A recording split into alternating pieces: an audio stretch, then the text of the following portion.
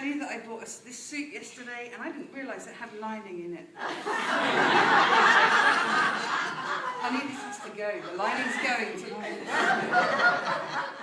Office of Formation and Leadership and Development is the OFLT. Looking after our clergy candidates, and that's how I met Carla with a K at the International Rev M. And this has nothing to do with the sermon, but actually the International Rev M was amazing. We had 18 students from 8 countries around the world. From Australia, Argentina, Romania, South Africa, England, Canada, and somewhere else I can't remember. And all these people are the future of our church. So you have a candidate in your congregation, so anything that you can do to support her, I would ask you to do that. Whether that's in prayer or talking to her about her journey or where she's going, what she needs in her journey. And then if any of you feel like you're being called to ministry, then I would encourage you to talk to Reverend Ruth. So, because the more ministers that we have coming up to help the current ministers would be amazing. Now, as Gwen said, I went around the conference with no shoes. And everybody was saying to me, why you went? It was cold. Who was the person that said it was cold? It was cold. Yeah. Bob and I were talking, was it about a year before conference? And we were saying, and I said, oh, where's the hotel? And I looked up and I said, but there's no pool. Why is there no pool? I need a pool. I mean, most people that go to conference, they hang out in the pool. There was no pool. And so I would have been walking around the pool with no shoes, but I walked around the hotel with no shoes. And everybody's saying, but you've got no shoes on. And so I used this quote, Moses, God said to Moses, take your shoes off and stand on holy ground. You are standing on holy ground. So I'm okay with no shoes on. So, preaching, I better start, otherwise we'll be here all morning. The passage that you had from Luke talked about this woman who had been crippled, and interestingly the Message version, which I only got to read this morning, talked about her being crippled with arthritis, and the NIV version, which I prepared on, didn't talk about anything about arthritis, just said that she was crippled and bent over. And that Jesus said to her, you are healed, and just touched her. And I imagine just this touch. Can you imagine? Just that gentle touch. And I just had it in my head that actually it may not have been just arthritis, but she may have been crippled within herself, her spirit, because that is the thing that cripples us the most, is our own spirit and our own journey.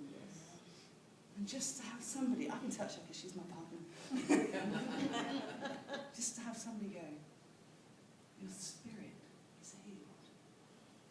Wow. We can do that to each other. Isn't that amazing? I want to share with you a story, and you may wonder what on earth it's got to do with anything, but I just like it. I've heard it before, and I thought you might like it. So there's a woman who's living with her father, and she comes down the stairs in the morning, and she says to her father, do you know, I can't stand my life anymore. Everything's going wrong, and every time I fix something, it just gets worse. Something else comes along, and I just don't know how I'm going to keep going with this. And the father just pondered for a moment. And then he went into the kitchen, right by the, what do you call it, stove? Yeah. And he got 3 pots of water, and he put them on the stove. And he boiled the water. Now the daughter's frustrated anyway, in a mood, a bit like me when I put my suit on this morning. Frustrated, everything's going wrong, and her father hasn't said a word yet, and has put these pots on the stove and boiling water. And still not a word from him. And he takes carrots and puts them in the first pot. He takes eggs, puts them in the second pot. Have you heard the story?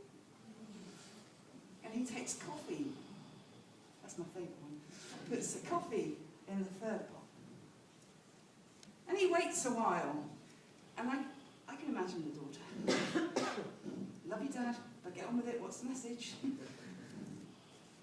A few moments later, turned them off. And he took out the carrots and put them on a plate. He took out the eggs and put them on a plate. And he took out the coffee and put that in a bowl. And he said, "My daughter, what do you see here?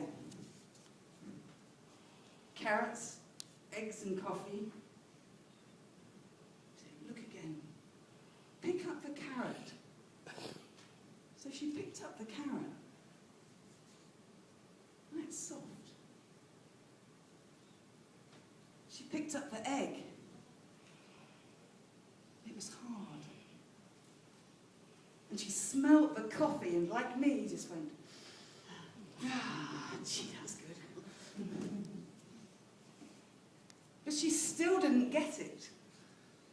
So her father had to explain. All these three things faced adversity. They faced the boiling water. And they all reacted differently. The carrots went into the pot hard and ready to fight. And came out soft, mushy. The eggs went in with this tender little shell around them, just about to break. And came out hard and ready to fight. And the coffee was really unique. It went into the water and totally changed the water. And he just gently said to her, "So now what are you going to do when you face adversity? Are you going to be like the carrot, hard and get through it? Are you going to be like the egg, frightened you're going to break? Or are you going to be like the coffee and change everything around you?" Well, Jesus was a bit like the coffee, I'm guessing, because he changed just about everything in his journey. And you know, we talk about, I don't know about you, but I've been brought up with this lovely, fluffy Jesus, who was just this cute little baby in the manger and went through all these years we didn't hear anything about him. Then he came back and he said a few words, ripped down a curtain or two, turned over a few tables, but basically he was a gentle, lovely chap. Actually, he changed so much. We have no idea how much he changed. We don't even, we don't have recordings of most of what he did. What we have is a few things, and if we look at them in context, he changed an incredible amount just in those few things. And this day,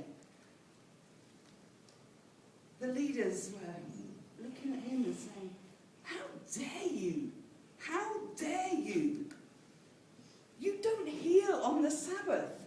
The Sabbath, by the way, the Sabbath wasn't Sunday, just in case you get sick. How dare you heal on the Sabbath? This is against the rules.